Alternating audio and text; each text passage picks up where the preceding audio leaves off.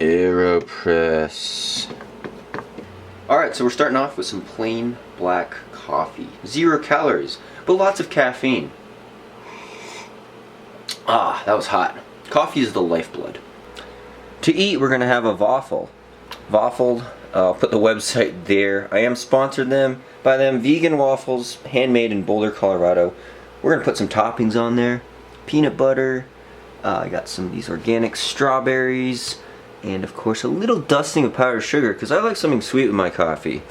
Anyway, enter code SAGE10 at waffles.com for 10% off your order and to be entered in a drawing at the end of the month, the end of May, where you could win a free 6-pack. These waffles shipped to you.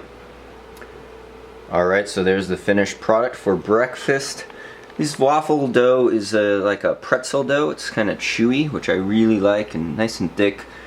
It's got, of course, the peanut butter and the strawberries and the powdered sugar on there. You got quite a few calories here, actually, even though they're a good size. But and then, of course, a decent amount of some fat and protein, as well as mainly carbohydrates.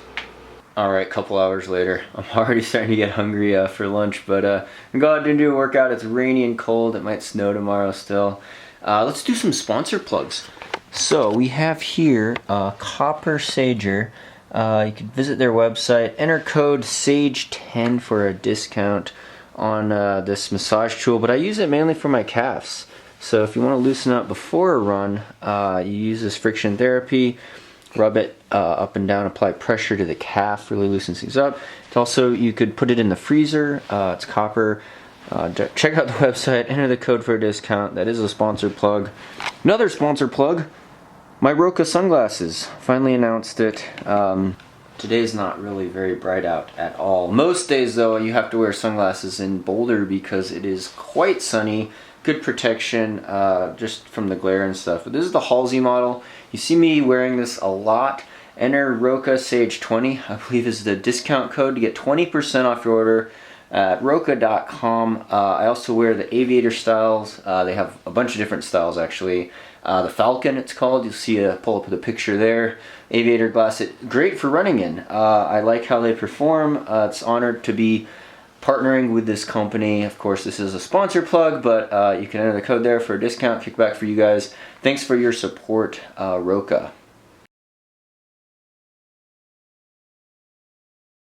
Alright, so just did a short and sweet hill workout. Took a page out of Bruce Fordyce's book. 6 times 30 seconds, or a minute 30, 90 seconds, 6 times 90 seconds uphill, walk down recovery. Pretty steep hill. You can see Boomerang Hill there behind me. Hit part of that. Short and intense, trying to get in that hill climbing. Post-run recovery, post-workout recovery, sponsor plug trail butter with a banana. Get in a little protein and carbs. Got to go hit up the gym real quick before lunch, so let's get to it. Alright, so it's late afternoon now, back at the house. We're going to have some lunch, had a quick lift to the gym after that hill repeat session. Pretty hungry now. We're going to have some leftover pizza. Now this is leftover pizza because I actually got 2 of these pizzas over the weekend, and I ate one and quite a bit of the next one. But Pizza Locale, in my opinion, the best pizza in Boulder, most authentic Italian style crust.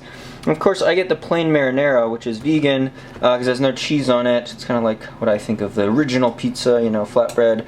But I did get some olives added, some of these mushrooms.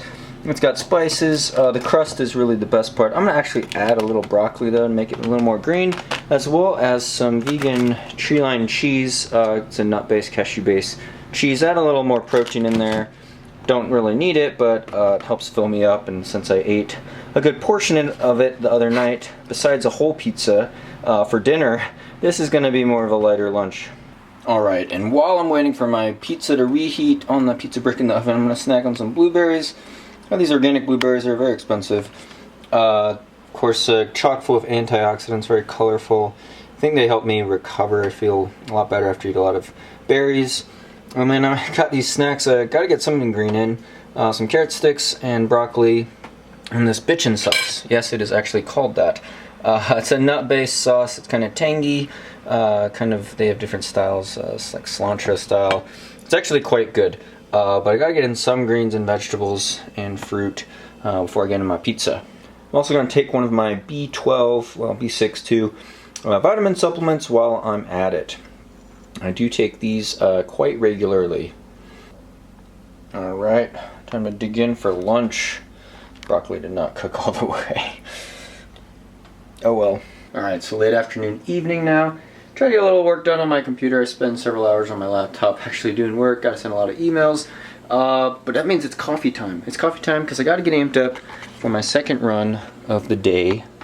So we got this blend, this coffee, ground with the beans, use the AeroPress, get my mug ready, and a little crumpet, a little something sweet with my coffee, afternoon coffee. Gotta get energized for that evening run. We'll run for coffee and cookies. Chocolate chip.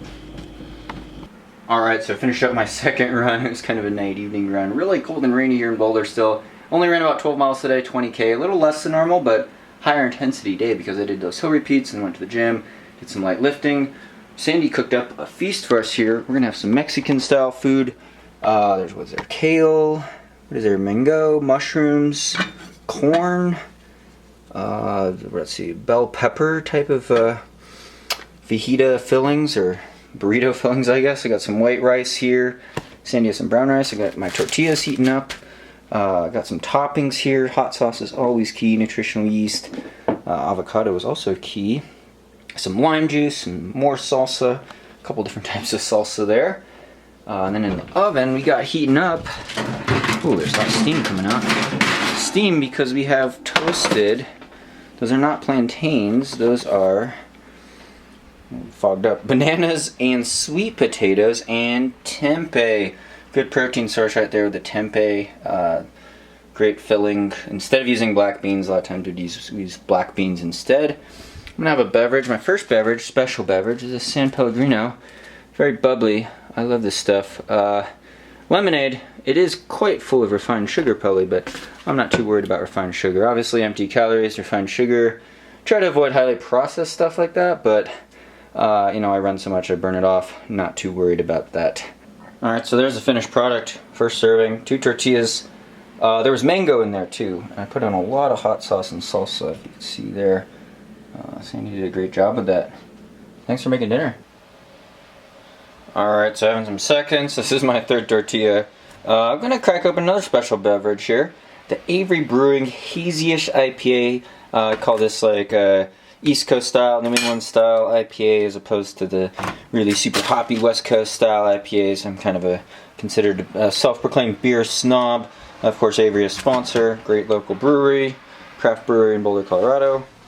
Alright, so this beer actually says it's juicy and hazy. It's more of the hazy style. Like I said, I'm a self-proclaimed craft beer snob.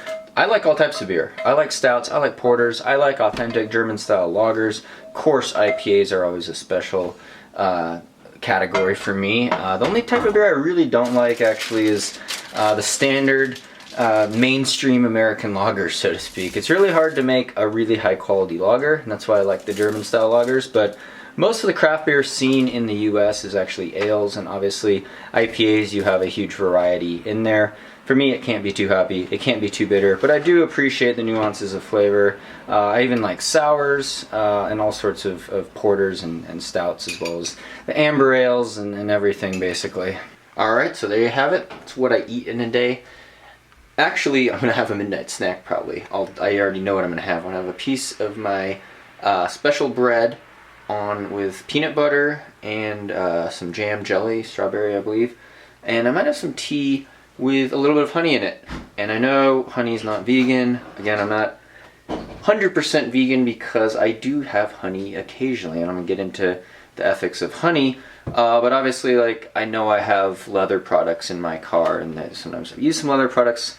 I did get a new wallet that was made out of cork though, but I digress here. The vegan thing, plant-based, you know, it's a lifestyle. It's accompanying a lifestyle, and I have great respect for people that don't have any animal products. Honey's questionable for me. I'm not sure. It's probably exploiting the bees. The bees aren't happy when you take their honey. Whether or not it's good for introducing bee populations, honeybee populations, is debatable. I don't know. Comment below if you know something about the bees. We want to save the bees because bee population, when it dwindles in the earth, they say when the bees go, the honeybees go, we're going to go after them. That means there's a lot of pollutants in the atmosphere, a lot of contamination. problems with carbon emissions, of course, and global warming, causing more drastic weather patterns. All this science, true science, that, you know, it's not good for the bees, it's not good for us, it's not good for all living creatures that we share the earth with. So, you know, it's basically bee vomit, which is kind of gross when you think about it. And yeah, it is exploiting the bees, taking a product from them. I'm going to have a little in my tea. I'm not perfect. I do, you know, I just want to be fully honest with you guys out there that, you know, it's not a 100% vegan type of thing and not a 100% vegan type of lifestyle. And obviously I pollute a lot because I fly around the world on international plane trips, and I'm going way outside of diet with this. But yeah, that'll be my dessert. Typical day, what I eat in a day. Obviously plant-based. Obviously could be healthier. I think a lot of people, when they change to plant-based vegan diet, vegan lifestyle, you know, I'm not a stickler, not 100%. And I have sweets, I have treats, I have beer.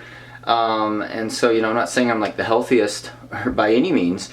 But I think, you know, you eat for performance, but you also eat for longevity, and you buy products that you believe in, or you think about things in terms of carbon footprint, environmental impact, and things like that. So there's a lot of life cycle analysis you could go into in the science for that, but I truly think, you know, if you have a balanced diet is an important thing. Generally less processed foods, generally eating a rainbow of foods. For me, eating a lot of whole grains and fruits and vegetables, a lot of antioxidants, right? It's not about it's not about nutrient density per gram of food, it's about nutrient density per calorie of food. That's a very important distinction that I think a lot of people don't realize. They just look at, oh, this is 50 grams of protein, oh, this is, you know, has this much iron in it or whatever.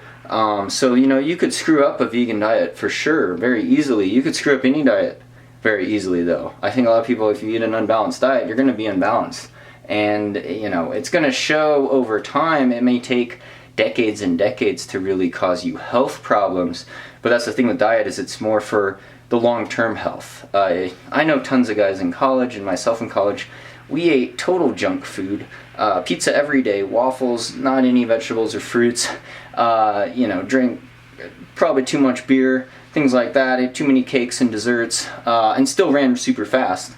But in the long-term scheme of things, it's not going to be good for your health, and that's not going to be good for your running or your mindset. So if you're in it for the long game, if you're in it for the long haul like me, I think you need a more balanced approach, and that's what I try to do here. But, you know, feel free to comment below with any comments, criticisms you guys have.